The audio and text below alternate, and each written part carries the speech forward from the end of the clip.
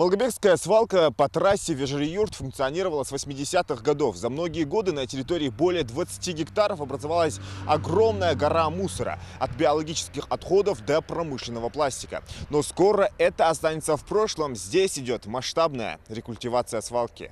Несанкционированной свалки здесь больше не место. Десятки единиц тяжелой техники и специалистов преображают эту территорию до неузнаваемости. Рекультивацию проводят с соблюдением всех современных требований. Мусор собирают в кучи, которые превращаются в высокие холмы. И на каждом этапе отходы изолируются 9 слоями. 9 слоев включает в себя также плодородный слой, сверху будет, то есть посеяны луговые травы, будет, как бы, скажем так, со стороны будет, как будто здесь ничего не было. Восстановим все.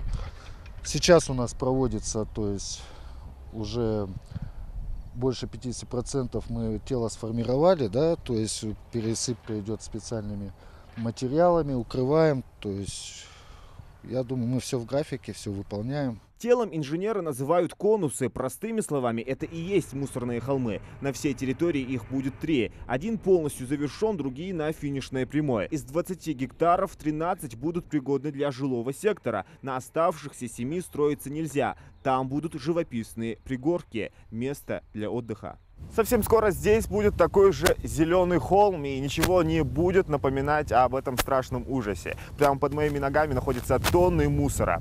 Здесь наверху есть очень ровная площадка, где можно с легкостью расположить волейбольные, баскетбольные площадки, либо из этой территории можно будет сделать шикарный парк.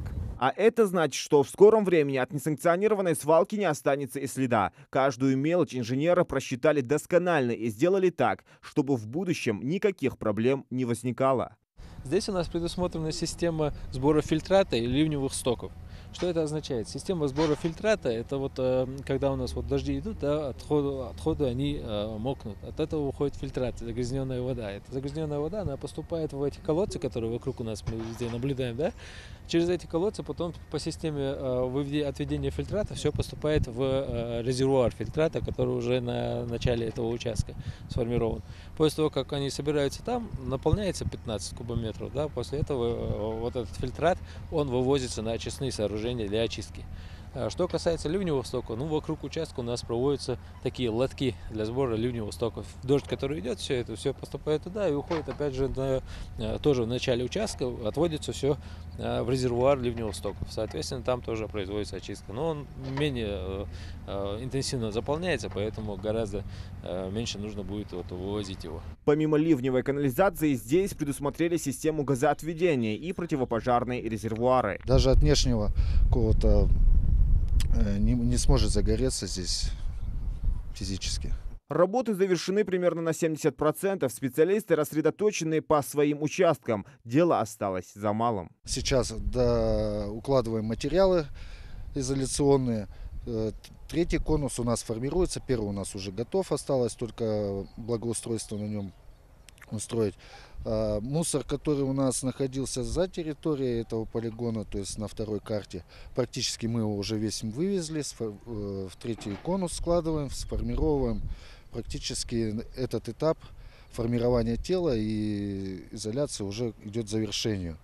Вот. Осталось у нас, то есть, благоустройство, дороги, в принципе, все. Еще 4 года назад жители близлежащих домов забили тревогу, дышать было невозможно и обратились за помощью в Минприроды Ингушетии. Позже свалку включили в федеральный проект «Чистая страна» нацпроекта «Экология». Горожане довольны.